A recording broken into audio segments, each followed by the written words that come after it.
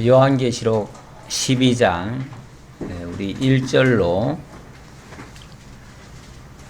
5절까지 다 같이 합독하시겠습니다. 하늘에 큰 이적이 보이니 해를 옷 입은 한 여자가 있는데 그 발 아래에는 달이 있고 그 머리에는 12별의 관을 썼더라. 이 여자가 아이를 베어 해산하게 되매 아파서 애를 쓰며 부르짖더라. 하늘에 또 다른 이적이 보이니 보라, 한 큰 붉은 용이 있어 머리가 7이요 뿔이 10이라. 그 여러 머리에 7 왕관이 있는데 그 꼬리가 하늘의 별 3분의 1을 끌어다가 땅에 던지더라. 용이 해산하려는 여자 앞에서 그가 해산하면 그 아이를 삼키고자 하더니 여자가 아들을 낳으니 이는 장차 철장으로 만국을 다스릴 남자라. 그 아이를 하나님 앞과 그 보좌 앞으로 올려가더라. 아멘. 11장 15절부터 이제 7째 나팔이 드디어 불려졌습니다. 불려지고 나면 곧바로 3번째 화가 터질 줄 알았는데 그렇지는 않고요. 다시 뭔가 처음으로 돌아간 듯한 그런 느낌을 주고 있습니다. 뭔가 서론적으로 이야기할 내용들이 좀 많다는 거죠. 그러니까 3번째 화는 마지막 화이기 때문에 이 마지막이라고 하는 것은 항상 아주 최극단으로 가기는 가는데 그러기 전에 다시 한번 왜 그렇게까지 갈 수밖에 없는가에 대한 분명한 이유가 있어야 되고 원인이 있어야 되고 어떤 과정이 또 다시 한번 설명될 필요가 있는 것 같아요. 그래서 다시금 마치 처음부터 다시 시작하듯이 하늘 성전의 모습이 보이고 그곳에서 하나님의 영광과 그리스도의 영광을 찬양하는 그러한 모습들이 등장을 합니다. 이런 모습을 다시 보여주는 이유는요, 결국 끝에 가면 어떻게 된다는 거죠? 승리한다. 그리고 하나님은 영광을 받으신다. 그리스도께서는 반드시 승리하시고 그리스도의 몸된 교회도 하나님께 영광을 돌리게 될 것이다. 이 요한계시록 자체가 기록된 이유가 뭐죠?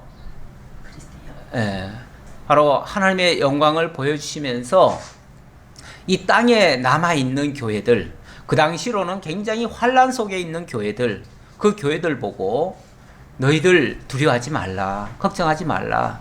세상에 아무리 위협하고 너희를 죽이려 하고 악한 권세가 행행해도 그러나 결국 저들은 망할 것이고 너희는 승리할 거야. 우리 주님 이렇게 승리하셨어. 그러니 너희들 두려워하지 마. 어떤 경우에도 무서워하지 마. 그 얘기죠. 그러면서도 사실은 무서운 이야기들이 많이 나오지요. 많이 나오는데 그 무서운 이야기들은 어찌 보면 저 악한 자들을 위해서 하나님이 준비하신 심판과 진노의 모습이고 너희들은 하나님의 인을 쳐서 너희들을 보호하고 끝까지 지켜주고 안전하게 할 것이며 하나님이 끝까지 너희와 함께 할 거야. 이미 결과를 봐. 결과는 이렇게 승리되어 있어. 그 말이죠. 그러니까 천상교회의 모습을 보여주는 것은 승리한 교회를 소개하는 거예요. 너희 결과는 이렇게 승리가 되어 있으니까 과정적으로 좀 어려움이 있더라도 잘 참고 인내만 하면 돼. 그러면 끝끝내는 너희들이 승리할 거야. 라는 말씀이에요. 자, 이제 마지막 끝에 있는 3번째 화를 앞두고 다시 천상교회의 모습을 보여줍니다. 그곳은 이미 승리하신 주님이 보좌 위에 앉아 계시고 24장로는 찬양을 하고 있습니다. 하나님께 영광을 돌리고 있어요. 당연히 24장로의 찬양이란 우리를 대표한 자들이기 때문에 우리도 찬양하고 있다는 얘기예요. 이미 하나님의 뜻은 하늘에서 이루어졌어요.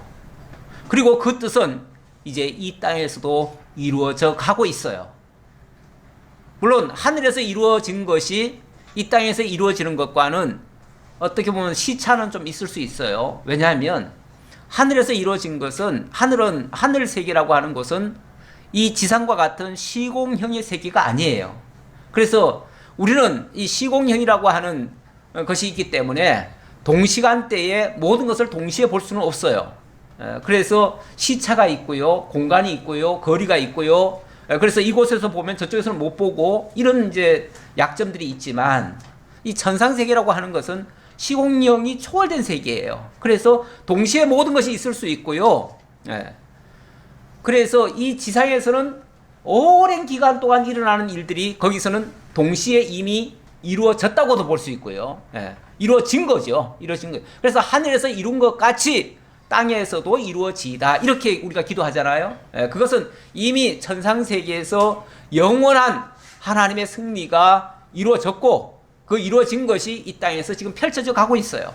펼쳐져 가고 있는 중에 우리가 있는 거기 때문에 사실 두려워할 필요는 없어요. 왜냐하면 이미 승리한 것을 우리는 이미 보장을 받고 그 도장을 찍고 그리고 이 땅에서 우리가 지금 달려가는 중이에요. 그걸 바라보면서 그 승리는 이미 정해진 건데 그 승리를 향해서 우리가 지금 달려가는 중이에요. 그러니까 가다가 뭐 걸림돌이 있거나 또는 가다가 우리를 위협하는 어떤 세력이 있다 할지라도 그냥 물리치고 가면 되는 거예요. 그냥 우리는 뚜벅뚜벅 걸어가면 돼요. 마치 이스라엘 백성들이 광야에서 나와가지고 약속의 땅 가나안에 들어갈 때에 내가 발로 밟는 것은 다 너희 것이 되리라 라고 말씀하셨고 실제로 발로 밟는 것마다 다 차지할 수 있었어요. 근데 문제는 믿음이 없는 사람들은 그 현상을 보고 당장 눈앞에 펼쳐진 그 어려움을 보고 겁을 먹지요. 그리고 뒤로 돌아서지요. 그게 바로 믿음 없는 모습이기도 하고 그래서 자꾸만 흔들리고 두려워하고 피하고 이렇게 하는 것은 그건 바로 믿음이 없다는 하나의 증표이기도 해요.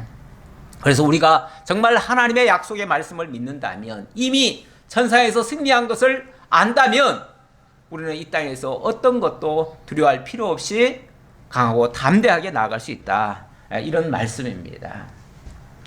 자, 오늘 이 천상교회에 이렇게 승리한 모습을 먼저 보여주면서 하지만 우리가 또 현실을 부정할 수가 없습니다. 천상교회는 이렇게 승리했고 영광스러운데 이 지상교회는 사실은 아우성입니다.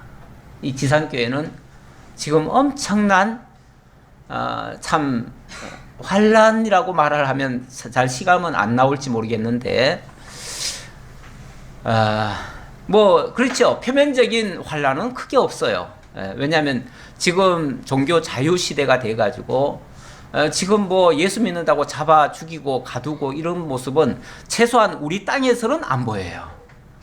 저 뭐 아직 지금도 중동 지역이나 아프리카나 저 동남아시아나 뭐 중국이나 이런 데는 예수 믿다가 뭐 핍박을 당하고 공경을 당하고 심지어 죽임까지 당하는 그런 일들이 있는데 우리로서는 잘 실감이 안 돼요. 왜냐하면 우리는 지금 그런 시대를 살고 있지 않거든요. 우리는 너무 편한 시대에 살아요. 그런데 저는 영적으로 보면요, 한국교회도 정말 절벽 앞에 와 있다. 정말 낭떠러지 위에 겨우겨우 지금 매달려 있다. 이렇게 보는 시각입니다. 물론 외적인 성장은 엄청나게 많이 했고 참 큰 대형 교회들이 엄청나게 많고 그래서 외국 사람들이 한국에 오면 다 놀래요. 한국 교회가 이렇게 번성하고 이렇게 정말 잘 됐느냐고 다 찬사를 터뜨리고 우러러 보고 있는데 정작 내부에서는 정말 골마 터질 정도로 병들어가지고 도무지 쓸 수가 없는, 하나님이 보실 때는 아마 그러지 않겠는가 싶어요. 하나님 보실 때는 내가 너희 교회들에게 함께 할 수 있겠느냐라고 하는 그런 어떤 아주 준엄한 꾸짖음이 있지 않을까라는 생각이 들어요. 솔직히 우리 보신 분들은 보셨겠죠. 지난 주간에도 참 한 10여만 명 교회의 수장이 하는 모습, 네, 이런 것들을 정말 저 안 믿는 사람들이 봐도 도무지 이거는 용납할 수가 없고요. 우리 믿음의 눈으로 그냥 애써 위하고 그냥 다 이해하고 다 덮어줘가면서 보더라도 정말 차마 눈 뜨고 볼 수 없는 그런 광경들을 자꾸만 보여주고 있어요. 그런 모습들이 사실은 송두리째 한국교회를 무너뜨리고 있는 모습이에요. 이 지상교회는 그래서 지금 치열하게 지금 사실은 싸우고 있는 중이에요. 엄청나게 영적 전쟁을 지금 하고 있는 중이에요. 예. 이런 교회의 모습, 지난주에 제가 그 말씀 중에 그런 내용이 있었어요. 두 증인이 복음을 전하는데 그 복음을 받아야 될 대상들이 환영을 하는 것이 아니라 때려 죽이더라고요. 때려 죽여요. 때려 죽이는데 그 때려 죽인 그 장소가 어디냐 하면은 영적으로 말하면은 소돔이고 애굽인데 그런데 예수께서 십자가에 못 박혀 죽은 곳이더라, 이렇게 얘기를 해요. 다시 말하면 예수님이 십자가에 못 박혀 죽은 곳은 어떤 곳입니까? 예루살렘이고 거룩한 장소예요. 거룩한 장소인데 영적으로 말하면 그곳이 소돔 같고 애굽 같다, 그렇게 얘기를 했어요. 그 말은 원래는 거룩하고 성스럽고 정말 하나님의 임재가 있어서 죄와 허물이 전혀 없는 그런 곳이어야 마땅한 지역이 실제로는 뭐라고요? 소돔 같고 애굽 같더라. 완전히 이거는 소돔이라고 하는 것은요, 하늘에서 불벼락이 떨어져 가지고 다 멸망을 당한 그런 장소예요. 그러니까 당장이라도 하나님의 저주가 떨어질 수 있는 그런 정말 아슬아슬한 장소예요. 겉으로는 그렇게 거룩해 보이고 아름다워 보이고 화려해 보이고 정말 멋진 곳인데 그곳이 정말 하나님이 보실 때는 구역질 나는 정도의 그 소돔 같은 곳이더라, 그 얘기예요. 겉으로는 화려한데 실제로는 아무런 생명이 없는 애국 같은 곳이더라, 그 얘기예요. 저는 한국교회 모습이, 현재의 모습이 그런 부분을 많이 지금 담고 있다라는 측면에서 제가 경종을 좀 한번 울려보는 거예요. 뭐 제가 조그마한 교회 목사가 그런 소리 해봤자 무슨 소용이 있겠나 싶은데, 한국의 대다수의 교회는 정말 큰 교회를 꿈꾸고 있고 큰 교회가 선도를 하고 있고 그 교회가 마치 한국 교회의 모델인 것처럼 이렇게 보여지고 있어요. 그런데 아시다시피 지난 주간에도 그런 아주 추악한 이야기가 나왔지만은 또 몇 주 전에도 사실은 거기도 한 10만 명 교인이 있다는데 그 목사가 못된 짓 하다가 16년형을 받았어요. 또 몇 주 전에는 또 거기도 한 10만 명 모인다는 교회인데 거기가 이상한 뭐 금전관계가 지저분하고 또 세습 문제 뭐 이런 것 때문에 또 시끄러웠어요. 그리고 또 그 전에 이거 다 열거하려니까 너무 힘드는데 거기도 한 10만 명 교인이라고 그래요. 10만 명 교인인데 거기도 뭐 불법으로 그냥 건축을 해가지고 3천억이나 들여가지고 건물을 지었는데 불법으로 지었대요. 그래가지고 지금 다 내놔야 될 판이래요. 다시 원상복구를 해야 될 판이라는데, 뿐만 아니라 목사는 또 자격증도 없다네요. 아니 목사 자격증도 없는데 어떻게 10만 명씩이나 가서 그렇게 예배를 드립니까? 제가 지금 10만 명 교회를 지금 한 4군데를 지금 열거했는데 거기만 해도 지금 뭐 한 4, 50만 명 되잖아요. 도대체 이 한국 교회에 왜 이렇게 많은 사람들이 한 교회에 몰려가는지도 이상하고요. 또 그런 교회들마다 한결같이 또 이상한 형태를 띠는 것도 정말 이상해요. 이거는 세계 교회사에 이런 유례가 없어요. 한국 교회처럼 이렇게 10만 명씩 모이는 교회가 세상에 없어요. 지금까지 없었어요.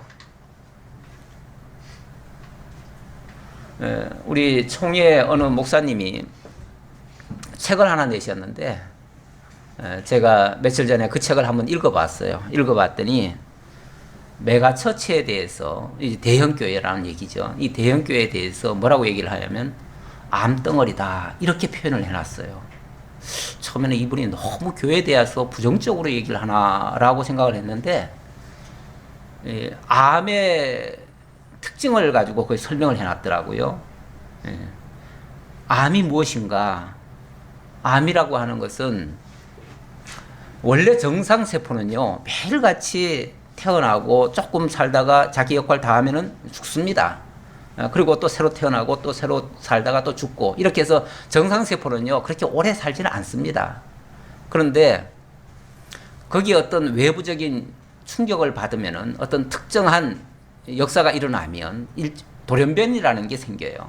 이 돌연변이가 생기면은 이 돌연변이 된 세포는요 원래는 정상세포였는데 돌연변이가 되고 나면은 그 다음부터는 이거는 영생불사가 돼버려요. 이건 안 죽어요. 이거는 안 죽고 무한히 성장을 해요. 무한히 성장하는데 겁잡지를 못해요. 멈추질 않아요. 끊임없이 성장하면서 주변을 막 파고 들어가면서 모든 옆에 이제 다른 세포들, 정상적인 세포들을 다 죽여버려요. 왜냐하면은 자기가 너무 욕심이 많아가지고 그냥 모든 영양분을 다 자기가 독식을 해버리니까. 그래서 자기는 무한히 자라고 옆에 있는 모든 다른 세포들은, 정상적인 세포들은 다 죽이는 이런 현상이 이 몸에도 있을 수가 있는데 그게 바로 암이라는 거죠. 그런데 교회도 다름 아니라 특정한 한 교회가 마치 모든 것을 독식하듯이 그런 식으로 하는 것은 끊임없이 멈추지는 못하고 계속 성장해가면서 그렇게 하는 것은 이건 암이다. 암 덩어리다. 암 덩어리다. 이거를 빨리 사실은 제거하지 아니하면 전체 몸을 다 망가뜨린다. 한국 교회를 전체를 다 망가뜨리는 것은 결국은 이런 영향이 있다. 이게 이제 저는 그 암의 결과가 지금 현재 나타나고 있는 그 모습들이다. 한국 교회의 암적 요소가 바로 그런 모습이다라고 제가 그 책을 보면서 다시 한번 확인이 되었습니다. 확인이 되었는데 이거는 분명히 정상적인 모습은 아니에요. 정상적인 교회 확장의 모습은 아니에요. 만약에 정상적이라면요. 물론 성장할 수 있어요. 성장하는 교회가 나쁜 게 아니에요.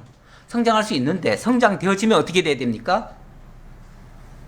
또 교회를 옆으로 새로 개척을 하든지 뭘 하든지 해가지고 계속 교회가 땅끝까지 전파되어지도록 해야 되는 거죠. 다 내게로 오라가 아니라 나만 그러다 보니까 거기에 다 나에게로 오라 하니까 결국 그 사람이 왕이 돼버리잖아요.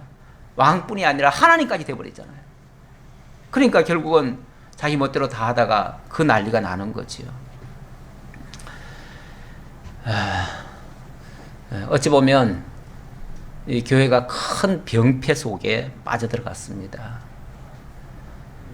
거룩한 곳이라고 하는데 속으로는 너무너무 골마 터지는 그런 모습. 예수를 잡아 죽인 자들이 저 바깥 사람들이 아니에요. 우리가 우리의 대적이 저 바깥이라고 생각할 필요가 없어요. 실제로 예수님이 이 땅에 오셔서 사역하실 때 가장 회방 놓은 자들이 누굽니까? 유대인들이고 바리새인들이고 서기관들이고 일명 하나님의 말씀을 들고 있는 자들, 하나님의 말씀을 가르치는 자들, 그들이 앞장서서 예수를 저주하고 잡아 죽이는데 앞장서고 결국은 사형 선고를 내리고 십자가에 못 박아 죽였어요. 거기에 어리석은 백성들은 그냥 합세했을 뿐이에요. 거기에 미혹돼 가지고 어찌 보면 백성들은 물론 좀 어리석은 부분은 있죠. 왜냐하면 그런데 막 끌려다녔으니까 어리석은 부분이 있지만 백성들 자체가 원흉은 아니에요. 마찬가지로 오늘날 정말 하나님의 교회를 회방하고 무너뜨리고 이 복음을 정말 떨구고 하나님의 이름을 욕먹이는 그런 자들은 이 교회 안에 있다고도 볼 수 있어요. 교회 안에 있다고. 그런 자들에 대해서 성경은 엄중하게 사실은 경고를 합니다. 제가 오늘 묵상한 말씀이 히브리서 기자의 말씀인데요. 6장 4절에 보면 그런 말씀이 있어요. 한번 비침을 얻고 하늘의 은사를 맛보고 성령에 참여한 바 되고 하나님의 선한 말씀과 내세 능력을 맛보고도 타락한 자들, 이렇게 얘기를 하는데, 정말 하나님의 은혜를 받았다고 하면서 소위 그러면서 타락의 길을 걷고 예수를 결국은 욕먹이는, 하나님의 이름을 먹칠하는 그런 모습이야말로 다시 하나님의 이름을 십자가에 못 박아 현재의 욕을 보이는 일이다. 그래서 정말 자꾸 교회 부흥이라든지 엉뚱한 데다가 자꾸 초점을 맞추면은 한국교회는 회복 불능의 길로 갈 수밖에 없다. 자, 이제 본문으로 들어갑시다. 본문에 보니까 하늘에 큰 이적이 보이니 해를 입은 한 여자가 있는데, 하늘에 큰 이적이 보인다. 이적이라는 표현은 원래 표적이라는 표현으로도 있었는데 뭐 같은 의미예요. 이 표적이라고 하는 것은 표가 되는 이적이라는 뜻인데, 원래 뭔가를 가리키기 위한 어떤 상징물 같은 거예요. 그런데 자, 뭔가를 가리켜주기 위해서 이적을 보여줬다, 그 말이에요. 자, 이적을 보여주는데 이거는 실제 모습이라기보다는 뭔가를 가리켜주기 위해서 드러내주는 일들이에요. 지금 쉽게 말하면 요한에게 하나님이 요한에게 뭔가를 알려주려고 지금 이적을 보여주고 있다, 그 얘기예요. 그러니까 그 이적이라고 하는 게 언제 일어날지는 모르지만 자관 하늘에서 보여지는 것은 이 땅에서 이루어질 일들은 틀림없어요. 그런데 그것이 과거일 수도 있고 미래일 수도 있다. 그거는 제가 서두에 말씀드렸어요. 왜냐하면은 천상에서 일어나는 일은 시공형의 제약이 없는 상태에서 일어나는 일이기 때문에 이 땅에서는 시공형의 제약이 있어요. 그래서 그것이 과거일 수도 있고 현재일 수도 있고 미래일 수도 있다. 그런데 당연히 이것은 앞으로 일어날 것을, 저 미래에 일어날 것을 가르쳐주기 위해서 그 과정을 이야기하는 거니까 과거로 들어가겠죠. 그래서 이 시점은 과거라고 볼 수 있는데, 어쨌든 자, 이적을 보여줬다 그랬습니다. 무슨 이적을 보여줬는가? 해를 입은 한 여자가 있는데 그 발 아래는 달이 있고 그 머리에는 12별의 면류관을 썼더라. 이 여자가 아이를 베어 해산하게 되매 아파서 애써 부르짖더라. 뭐 그 이적의 모습 자체는 어쩌면 뭐 평이한 이야기 같아요. 그런데 무슨 하늘에 해를 입은 여자가 아기를 해산하려고 하는 이런 이야기가 다 있나 싶죠. 근데 이게 분명히 어떤 이적으로 보여주는 거기 때문에 어찌 보면 상징적일 수는 있고요. 그리고 또 이 땅에서 또 펼쳐질 일이라고는 말씀을 드렸는데, 여기서 이제 많은 사람들이 궁금해하는 것은 이 해를 입은 여자가 누군가, 그리고 해를 입은 여자가 아이를 베어서 해산하게 됐다라는 말, 도대체 그 아이는 누군가 라는 이런 궁금증이죠. 궁금증인데, 그 뒤에 보면은요, 몇 절입니까? 그 뒤에 보면은 5절에 보면요, 여자가 아들을 낳으니 이는 장차 철장으로 만국을 다스릴 남자라, 이렇게 얘기를 하네요. 자, 일단 아이에 대해서는 분명히 설명이 나왔습니다. 아이는 누구라고요? 철장으로 만국을 다스릴 남자다. 그럼 누구죠? 바로 예수 그리스도죠. 자, 이 여자는 예수 그리스도를 낳는 여자다. 그럼 누가 연상이 돼요? 아, 마리아구나. 이렇게 생각이 들기가 쉬워요. 이게 이제 문자적으로 이제 해석하면은 그렇게도 해석이 될 수가 있어요. 해석이 될 수 있는데, 그래서 사실 천주교에서는 이 해를 입은 여자를 마리아로 생각을 합니다. 실제로 생각을 하고, 그래서 마리아의 형상을 할 때에 마리아의 머리 뒤에 뭐가 있어요? 해무리 같은 게 있어요.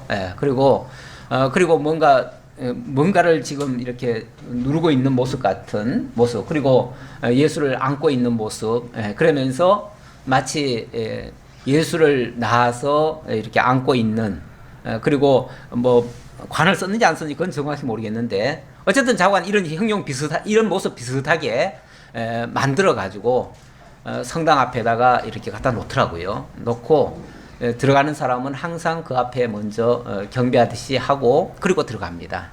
왜냐하면 이 마리아야말로 이 장차 만국을 다스릴 철장 권세로 다스릴 그 아이를 낳은 엄마잖아요. 그러니까 얼마나 위대해요. 얼마나 또 능력 있겠어요. 그러니까 당연히 그분에게 경배하는 것은 마치 주님을 섬기듯이 그렇게 하는 거죠. 이제 그렇게 보면 여기 이제 좀 오해 소지가 큽니다.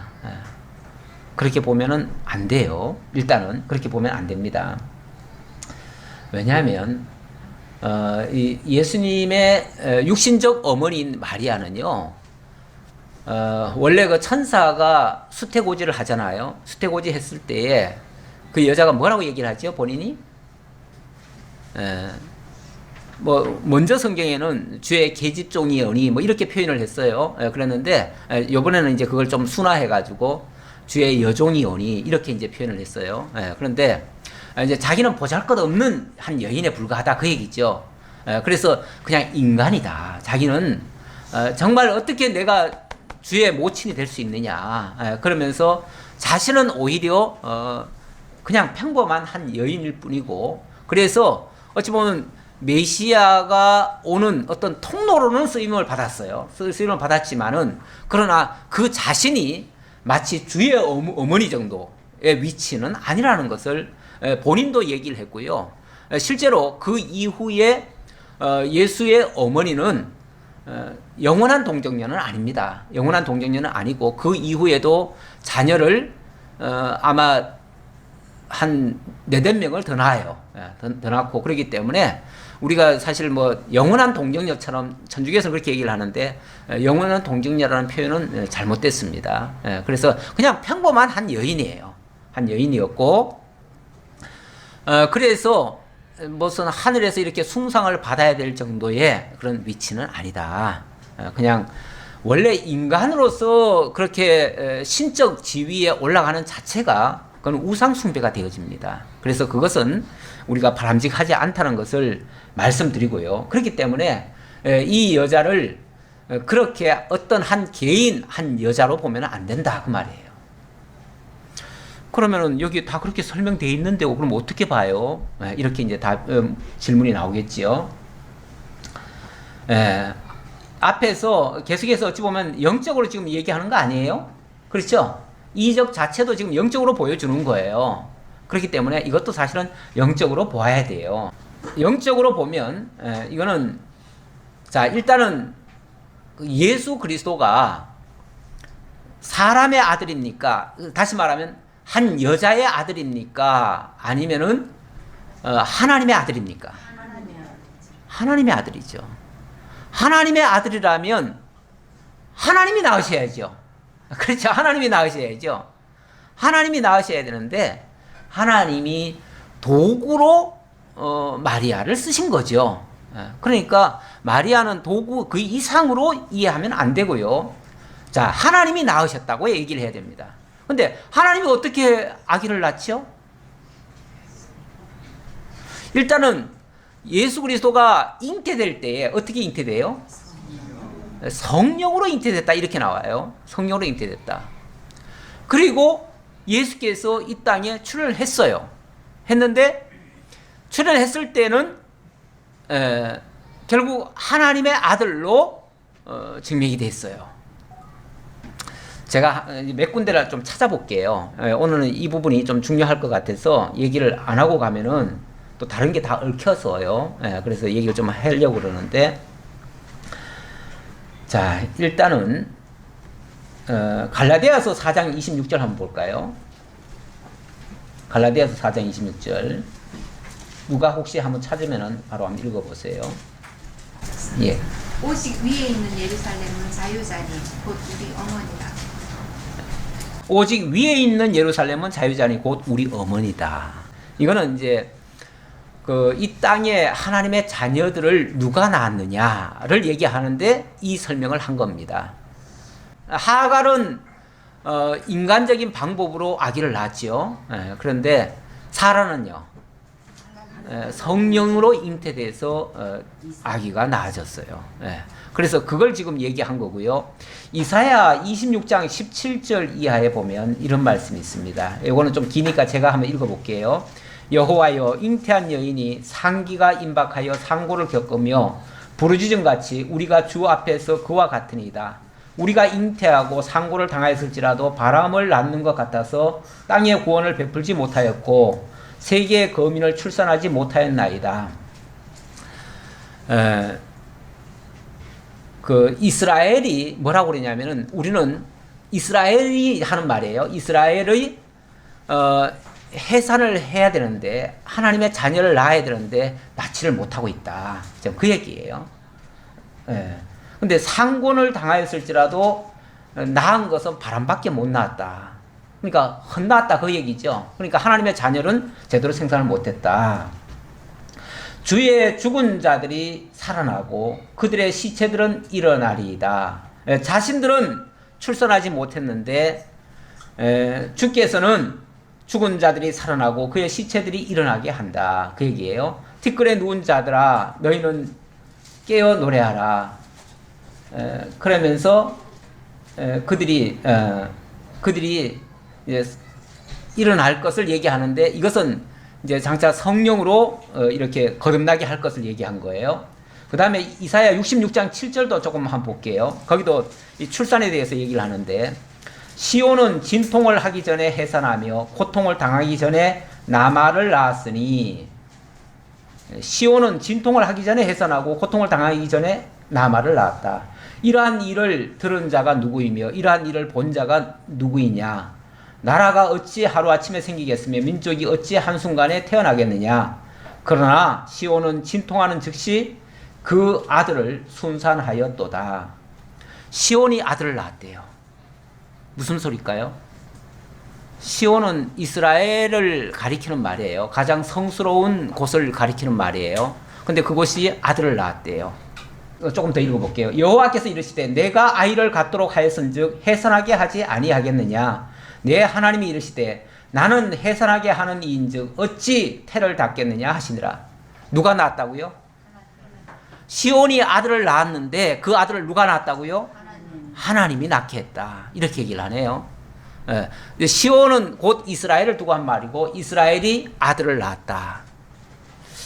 참 표현이 언뜻 이해하기는 어려운데, 이게 무슨 얘기냐면요, 시온이라고 하는 것은 곧 이스라엘이고 이스라엘은 구약 교회를 얘기하는 거예요. 구약 교회가 바라던 것이 뭡니까? 메시아예요. 메시아를 그토록 바랐어요. 메시아를 바란다는 것은 메시아가 오기를 바라는 거죠. 메시아가 오기를 바란다는 건데, 메시아가 오는 걸 뭐라고 그래요? 해산한다고 그러죠. 메시아가 오는 걸 해산한다고 그래요. 그런데 결국 구약교회가 기다리고 기다리던 그 메시아가 드디어 탄생을 했습니다. 결국 교회를 통해서 그리스도가 탄생을 한 겁니다.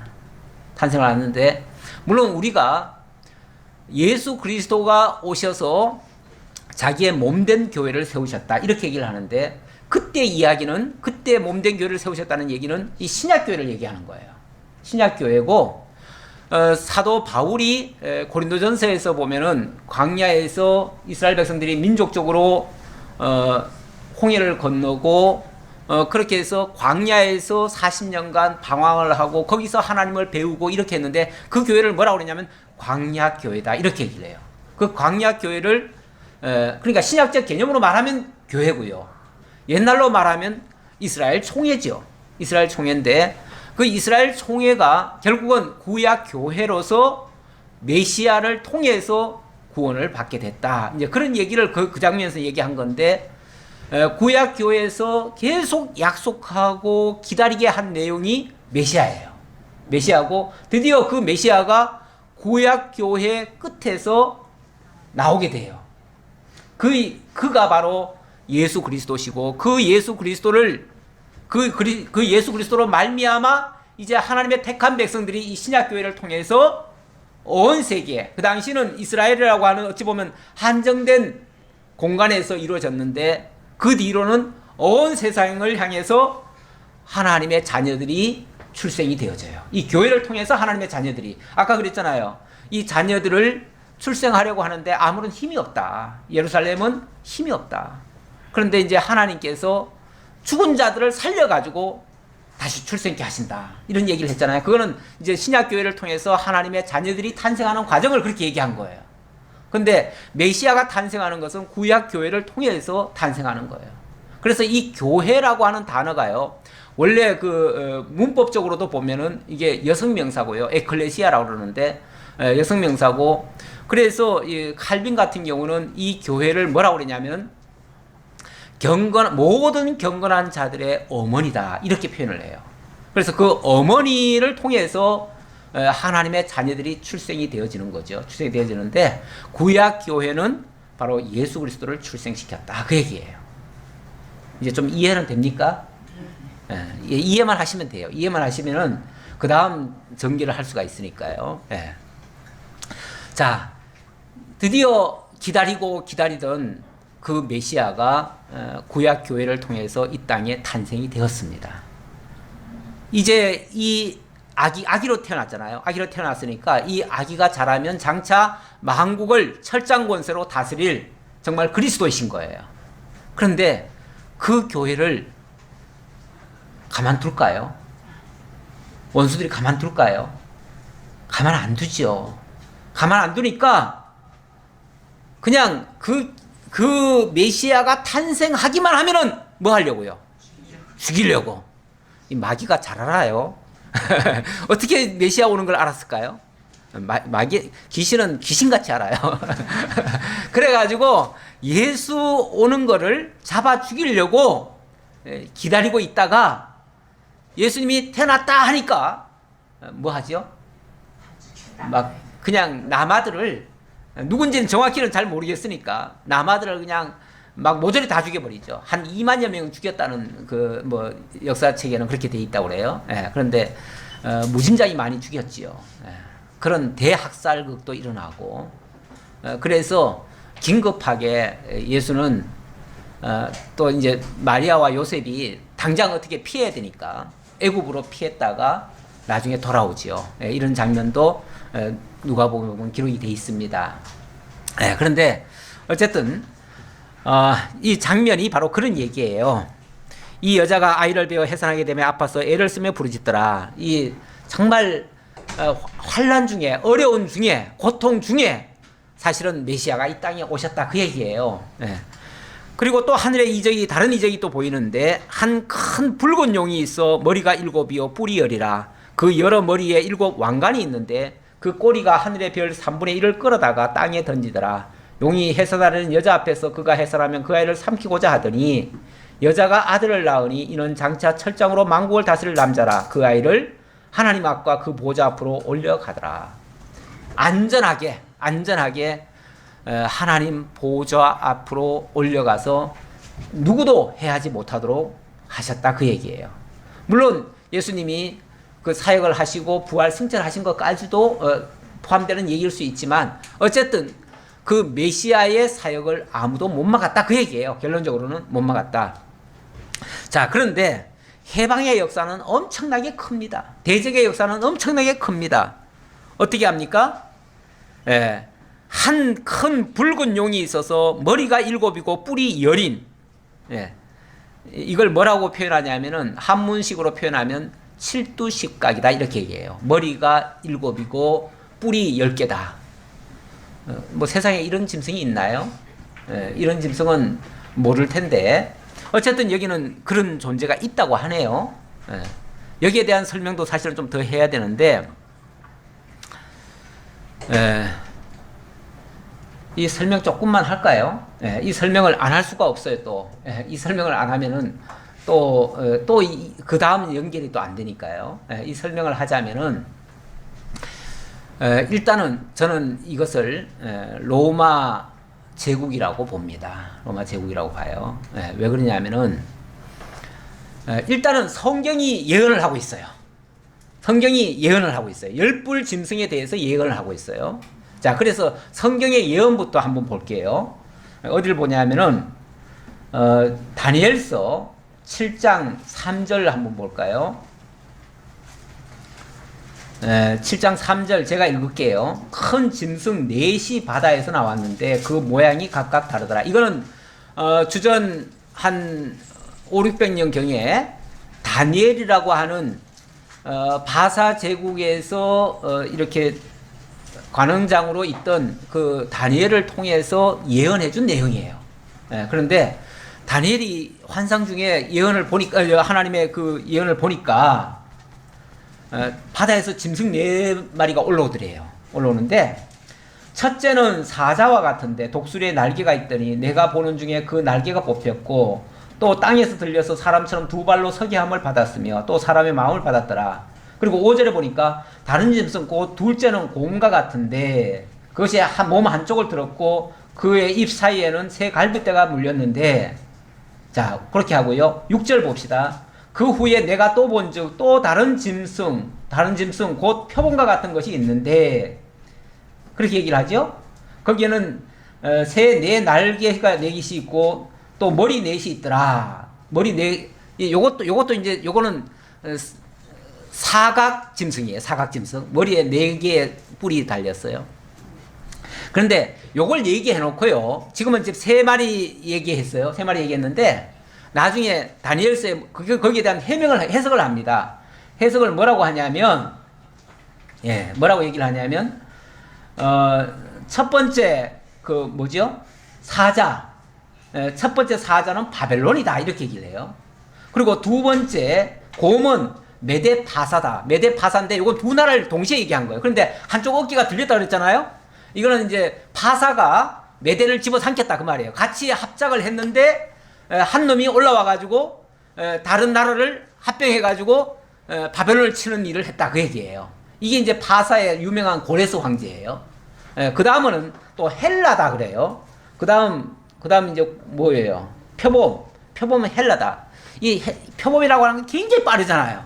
이 헬라의 알렉산더라는 사람이 등장해가지고 얼마나 신속하게 빠르게 세계를 정복하는지 몰라요. 그런데 정복하고 나서는 4장군으로 싹 나뉘죠. 4장군이 나뉘는데 그게 4뿔이 생긴 거예요. 그게 이제 4권세가 된 거죠.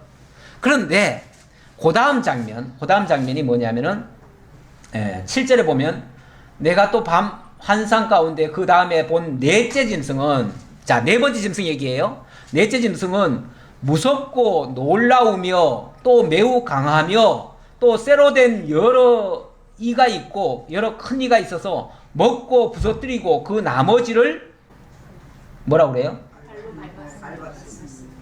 또 그 다음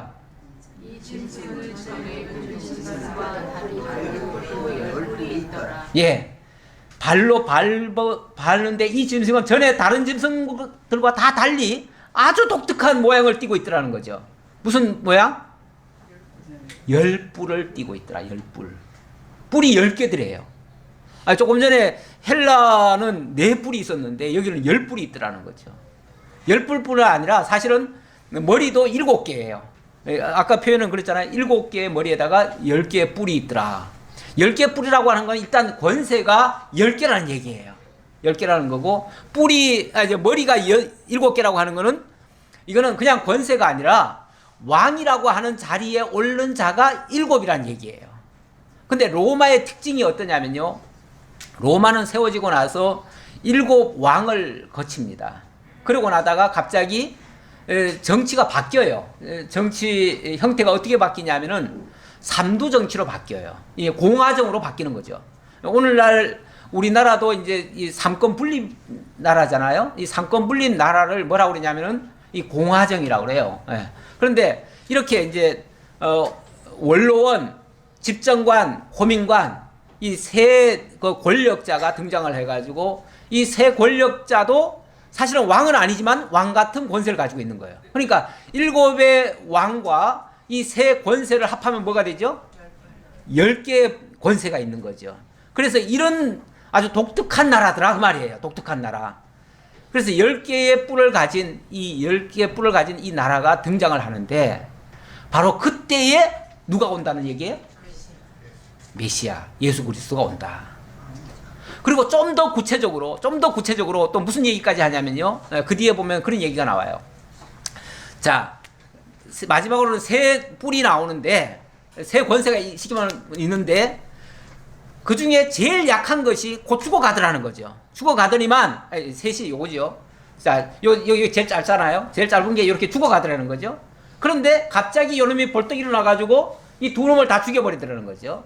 그리고 이놈이 가장 강력한 힘을 이제 장악했을 때 그때부터는 이제 왕이 아니라 황제가 되는 거죠. 황제가. 그래서 그때에 누가 온다는 거예요? 메시아가 온다는 거죠. 메시아는 뭐라고 표현을 했냐면 한 작은 돌이라고 그랬어요. 작은 돌. 돌덩어리 하나가 뜨인 돌이 하나 딱 뜨더니만 갑자기 이 뜨인 돌이 그냥 앞서 있는 모든 그 큰 우상을 갖다가 다 때려 부셔요. 그러더니 그 돌 무더기가 하늘같이 이렇게 쌓이더라. 이게 다니엘이 본 환상 중에 나오는 얘기예요. 그런데 바로 이렇게 두 뿔이, 그러니까 세 권세가 있었는데 한 권세가, 제일 약한 권세가 다른 권세를 잡아먹고 자기가 종신 이제 집정관이 돼가지고 황제가 되는 이럴 때에 누가 온다는 거예요? 메시아가 온다. 그 얘기예요. 메시아가 온다. 그런데 바로 그때 오신 자가 누구예요? 예수 그리스도예요. 바로 이 사람이 누구냐 하면은 바로 가이사르. 이제 성경에는 세상에서는 시저라고 그러죠. 시저라고 그러는데 그걸 이제 가이사르죠. 가이사의 것은 가이사에게. 바로 예수님이 표현할 때 그 얘기 했잖아요. 바로 그 당시에 온다는 거죠. 그래가지고 성경 그대로 이루어지는 내용이 있고요. 바로 그때 등장하는, 그래서 이 본서에서는 그 나라가 어느 나라인지는 얘기를 안 했지만은 여러 지금 수수께끼처럼 얘기한 중에 결국은 이 예언이 이루어졌다는 것을 설명하는 얘기예요. 그래서 이 로마 시대에 바로 메시아가 이 땅에 오셨다. 구약교회를 통해서 와셨다라는 것까지 일단 말씀드리고요. 다음 주에 그래서 어떻게 전개된다는 얘기인가라는 것을 또 확인해 보도록 하겠습니다. 아버지 하나님 감사합니다. 우리 하나님 정말 수천 년 전에 약속하신 말씀 그대로 이루셔서 역사 속에도 펼쳐가시는, 그래서 하나님은 신실하신 여호와이심을 오늘 말씀을 통해서도 알게 하시니 너무나 감사합니다. 2000년 전 소아시아에 있었던 그 엄청난 환란 속에 있던 교회들에게 주신 약속의 말씀이 오늘날에 우리에게 주시는 말씀과 다를 바가 없습니다. 지금 이 지상교회도 지금은 평온하나 실제로는 악한 사단의 권세에 눌려서 지금 힘을 못 쓰고 있습니다. 이럴 때에 우리 주님 천상에서 이미 승리하셨고 우리도 반드시 승리하실 것이라고 하는 이러한 약속의 말씀을 다시 상기시켜 주셨사오니 우리도 이제 이 진리의 말씀으로 다시 승리의 길을 걸어갈 수 있도록 하나님 함께 해 주옵소서. 감사드렸고 예수님의 이름으로 기도하옵나이다. 아멘.